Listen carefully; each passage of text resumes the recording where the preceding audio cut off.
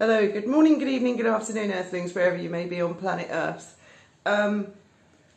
This is me having been up since 2 o'clock in the morning. The kids went out drinking, weren't going to get back till about 3:30, so I thought I'd wait up until they get back, make sure the house is locked up, and then go to bed. And then I couldn't sleep at all.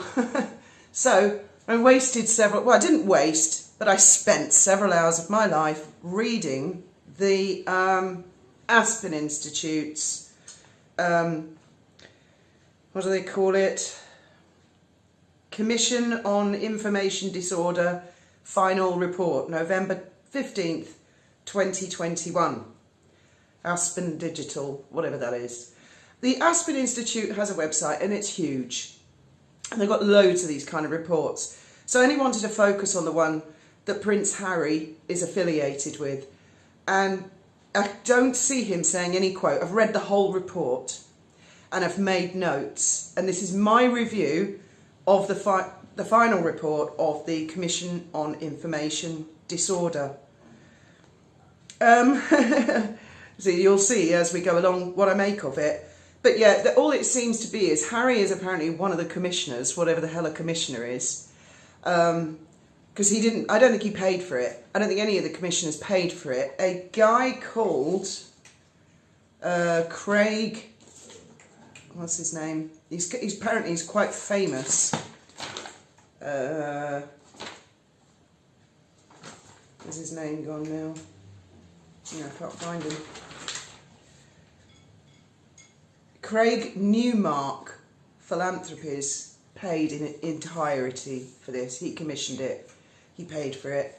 He had some sort of a website you're probably all familiar with, called something like Craig's Friends or Craig's Connections or something like that. It is a well-known one. I have heard of it before, but the actual name escapes me. Craig Newmark. In fact, I can Google him quite quickly, and then I can get the name of the thingy that he's in. So it's aimed at Americans, apparently.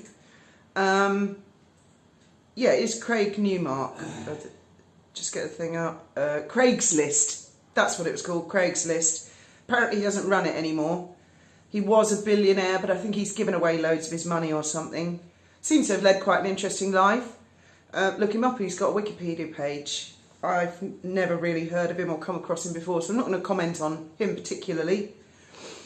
But just going back to this final report. Now, firstly, it wasn't easy for me to find this, even by going to the Aspen Institute's website. I went to their, I typed in misinformation, disinformation, Aspen Institute. Load of links came up. I go into their website, they give me a list of programs, and this one isn't on it. Now, that might be because this is a report or something, I don't know, and the others are called programs, I don't know. But I found it quite hard to navigate, so I had to go to Google in the end and search Commission on Information Disorder Final Report, and then a direct link came up to it, and then I was able to download the PDF file. Now, I'm going to begin by reading out, there are comments on the article before you download the thing. So I'm going to read out the top comment, which I think is very snotty, but yeah, sums up pretty much the attitude of the entire thing that I've spent hours reading and scrutinising. This guy Matthew says, how many people who have commented here so far have actually read the report? If you did, you'd realise that most of your comments completely missed the mark on the recommended changes actually in its pages. Why is simply blind guessing at its contents acceptable? He continues, I think the biggest problem facing our country today is armchair pseudo-intellectualism.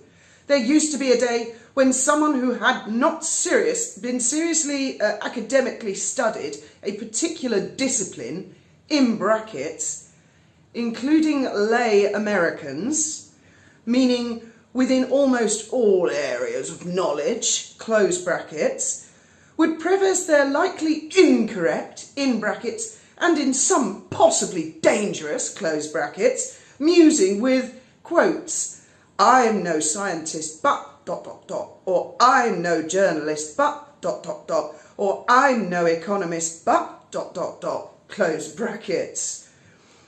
Not today. Anyone with a keyboard and not in a coma is suddenly able to tell others that they know what's really going on. It's not even lowering the bar. There is no bar. Folks, reverse this trend. Actually read the paper, and after you've done so, then comment here on what you think about certain of its conclusions/related recommendations. I think he left the word aspects out of that sentence because it would make more sense. So, plebs beware, like me. I read that comment before reading the thing and I thought, oh, so this paper is not for us common morons on the street. This is for them, their overlords that know best of what we need in our lives. So if you're uneducated like me, I've got A-level law, got grade D. So if you're not academically astute like me, then stay away. You know, you've no business reading it, let alone commenting on it. But what his comment really does is sums up in entirety the attitude behind this report. It's quite easy to read. There's a bit of word salad sprinkled in there, which is irritating and makes absolutely no sense. But on the whole, I could understand where they're coming from, or at least I hope I haven't misinterpreted where they're coming from. This one's going to be a little bit longer. We've got a private charter at 12:30, so I can't go on too long. So I'll start with my notes then. They took advice from various experts, amongst them some guy called Yoel Roth from Twitter. I forget his title. I don't know that he works at Twitter anymore. I think Elon might have got rid of him. But he was something like the welfare officer at Twitter or something like that. An equal counterpart called Clement Wolfe at Google gave them advice. I didn't see Prince Harry's name on the list as having given them advice. I might have missed it, but I didn't see him have any input. His only input seemed to be the Duke of Sussex is endorsing this. And I don't know if Harry's read this. Has Harry got any degrees in anything? Because I haven't. They do state it's aimed at America. In fact, there's constant reference through it, like Americans.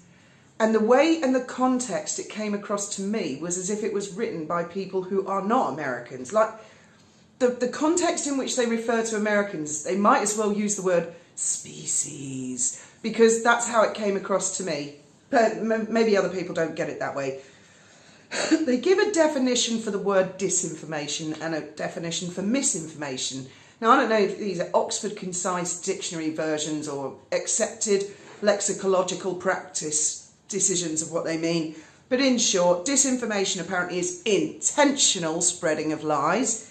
Misinformation is unintentional spreading of falsehoods. So the misinformation is a little less serious than the disinformation.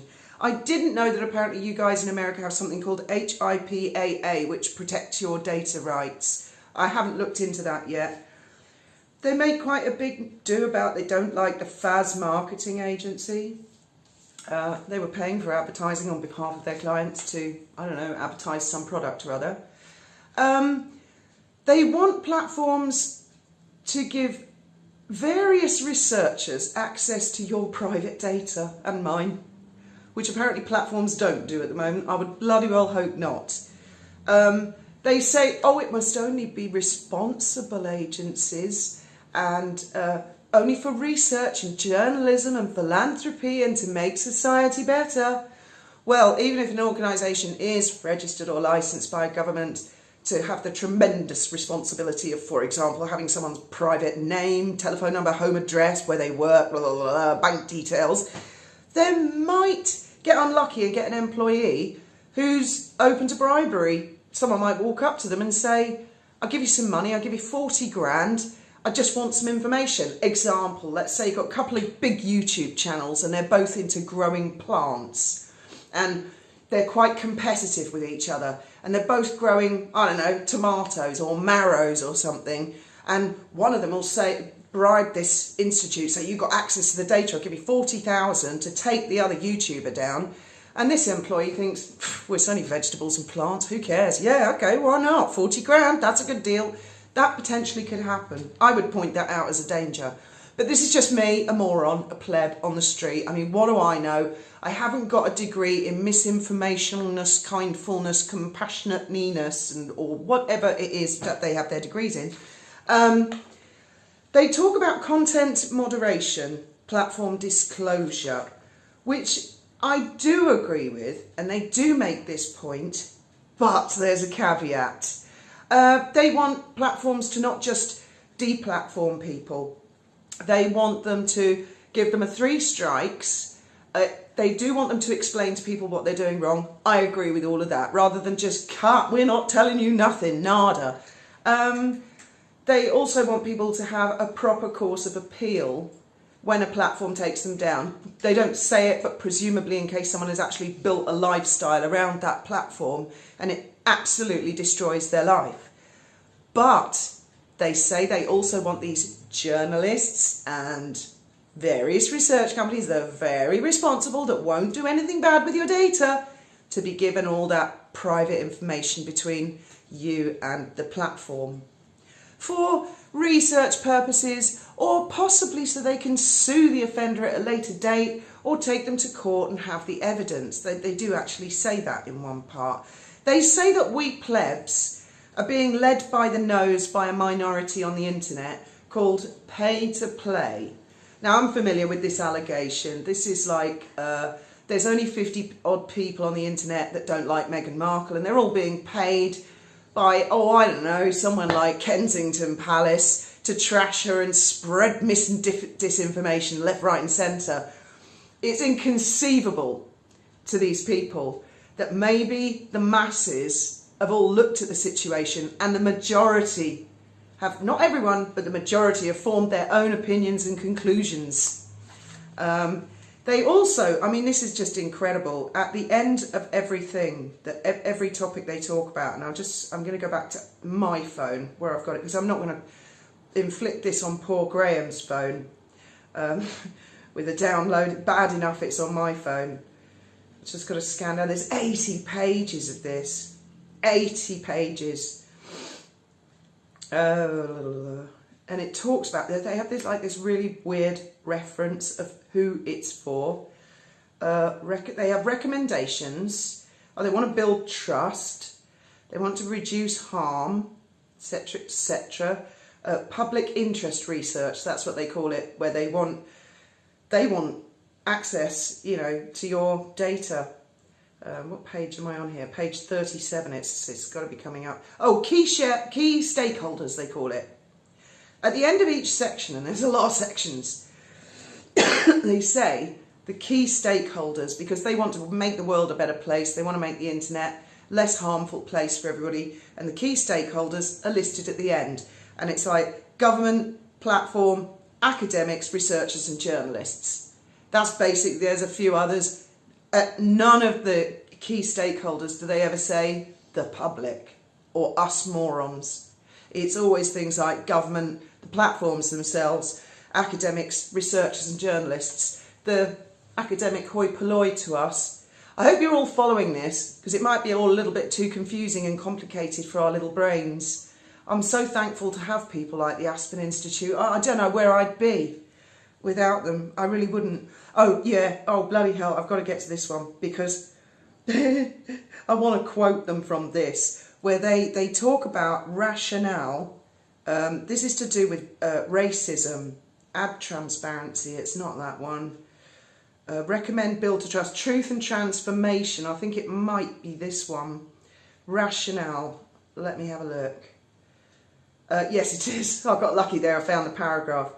They say it's imperative that America, right? America, that's who we're talking to, confront the historical power structures that have relied on maintaining inequalities fueled by historical propaganda campaigns and other forms of false information.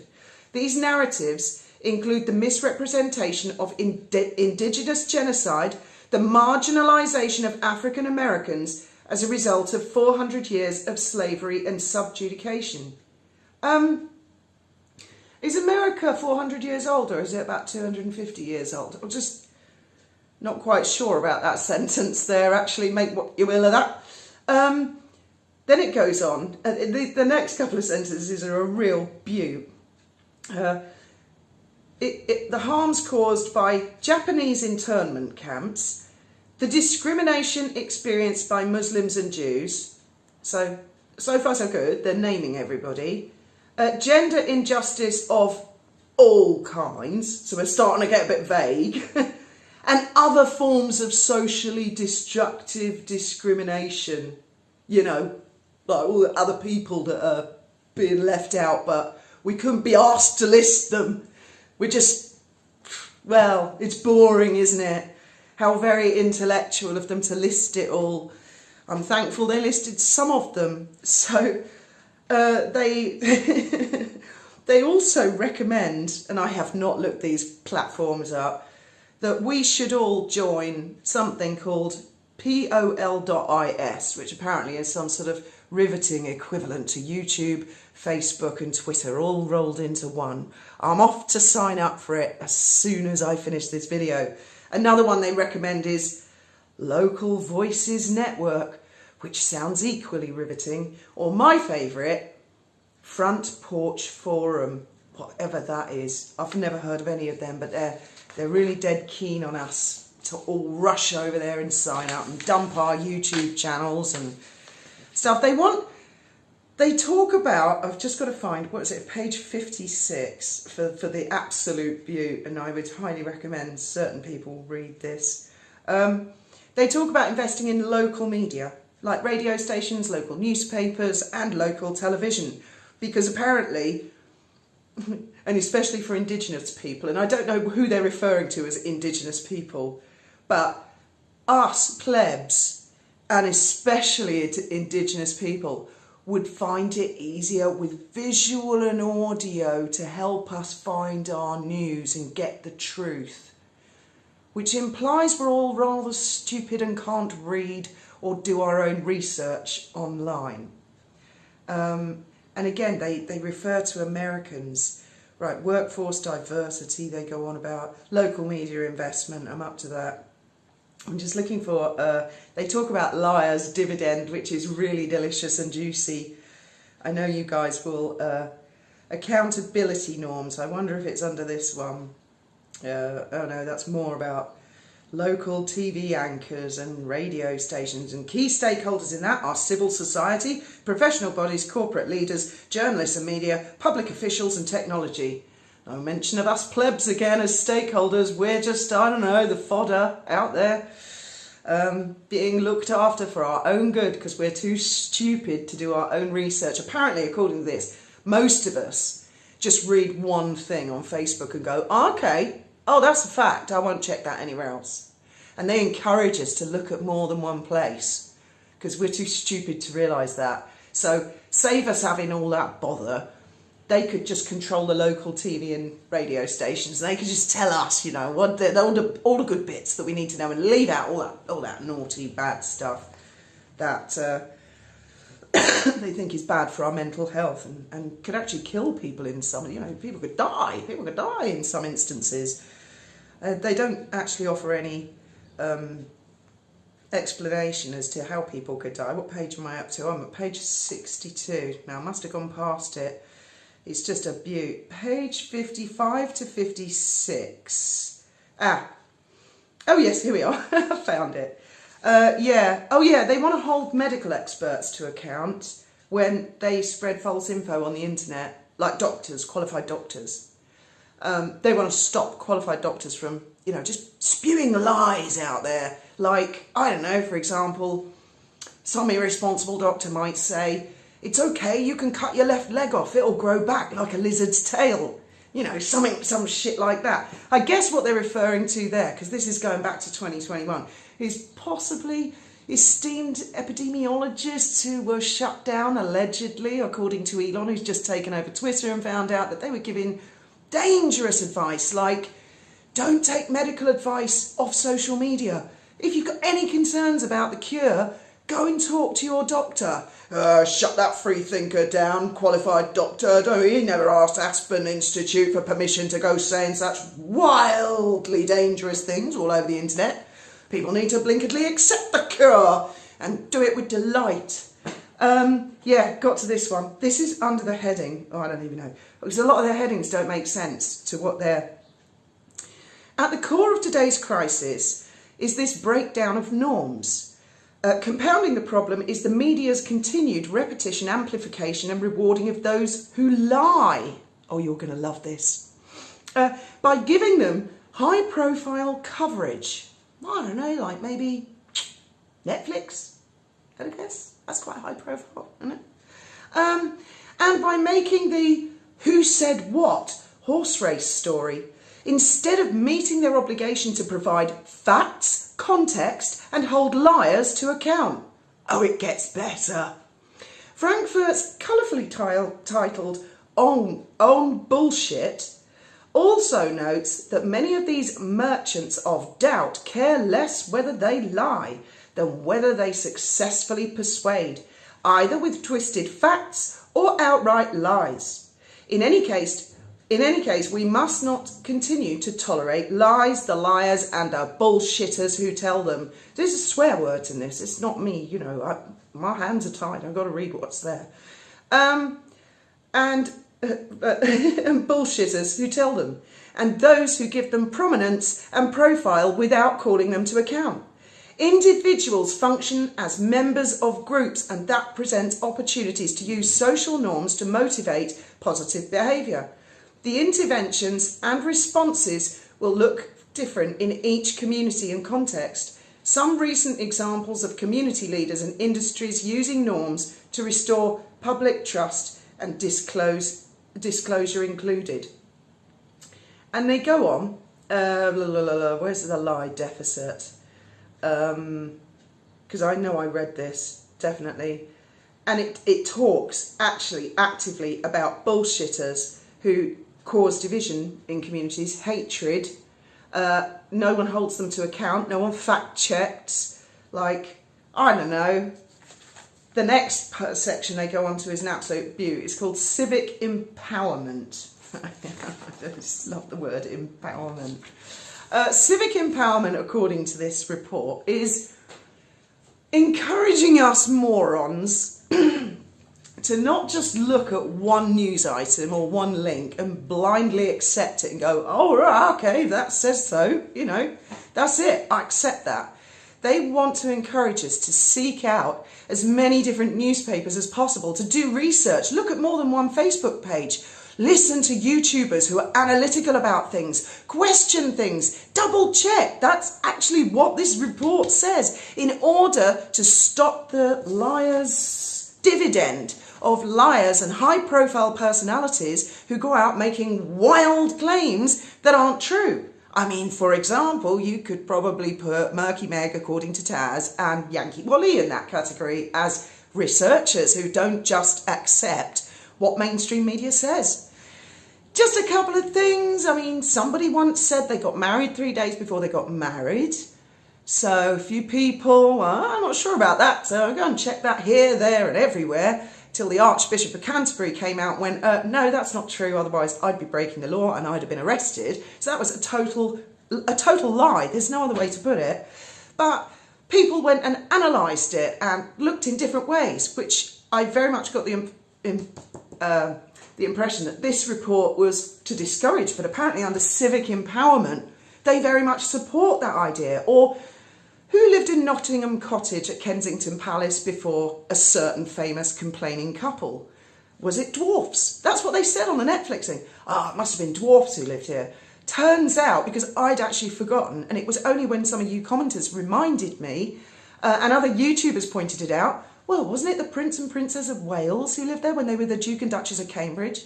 Aren't Catherine and William ever so slightly taller than Harry and miles taller than Meghan, and they lived in Knockcott for a couple of years?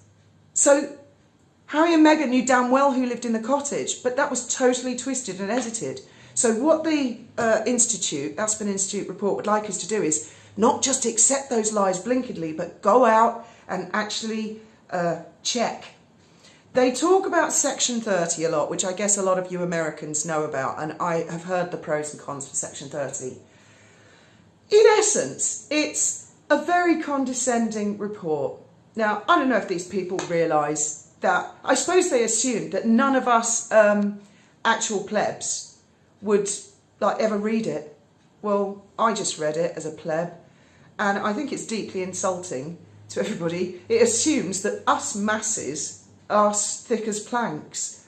We need the intellect, to go back to the guy's comment at the beginning. We're all armchair pseudo-intellects. Where I'm not a doctor, I'm not an expert, but I'm not this, but, well, you should go away and get a modicum of education before you're even allowed to look at the report. Go away, you maggot. That's how the whole report comes across to me. Now, the guy who funded it, I've got to find his name again now, it's Craig Files or something, Craig Newmark.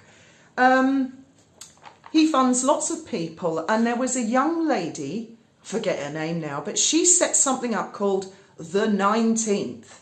Now, I don't know if it's a magazine, an online magazine, or a radio show, or, but The 19th with an asterisk mask, or is it referring to something, 19th Amendment? You Americans will know about this, when women got the right to vote, apparently. I've been up all night doing all this research, so forgive me if I've got that part wrong.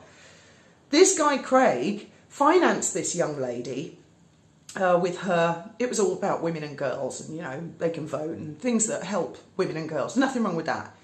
But this young lady received a phone call from the Duchess of Sussex, Meghan herself, saying, "Hi, I'd like to interview you." And this young girl was like, "Oh wow, the Duchess of Sussex knew that I existed. How did the Duchess of Sussex know that I existed? I'm so honoured." Well, the reason I'm guessing she knew you existed, my lovely, is because Craig Newmark financed you and financed the Aspen misinformation report. I'm just stab in the dark. I see a connection there. I could be wrong. Could be a pure coincidence. He seems like a really nice guy, actually, Craig. A really nice guy. A well-meaning guy. Misguided, perhaps, a little. Possibly should check into who's creating these reports for him, that they're kind of sure how old the United States of America, let's put it that way. Not America. America's been there, you know, since the planet was formed, presumably. But the United States of America, you know, War of Independence and all that sort of stuff. He needs to make sure that these people who create these reports are quite sure how old that is. And it's probably not 400 years old, because they don't elaborate on all that. It's like, oh, that's all America's fault for the last 400 years. He'd probably also want to double check that fully qualified doctors giving pretty sensible advice online in order to combat disinformation and misinformation. You know, like, don't drink any bleach. That's a bad idea. Don't do that. Don't do that.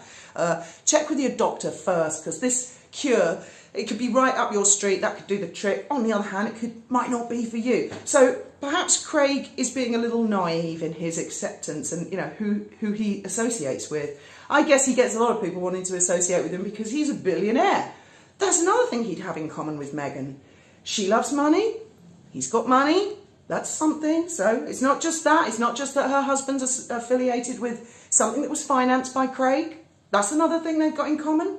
One thing they don't really have in common so much is that Craig is an avid, if I may use that word, ornithologist. I looked at his Twitter. He loves little birds, pictures of pigeons, pictures of sparrows. He loves them, and I'm assuming he loves hummingbirds. Remember the Netflix docuseries with Meghan and Harry? When little Archie said, "What's Daddy doing?" "Oh, Daddy's a stupid bird watcher. He's playing with the stupid boring hummingbirds again." Might want to check into that one, Craig. You know, she might not be, I don't know, the girl for you. As always, thoughts, opinions. I'm off to look for the dolphins, and I bet you they're out in the strait. Have a fabulous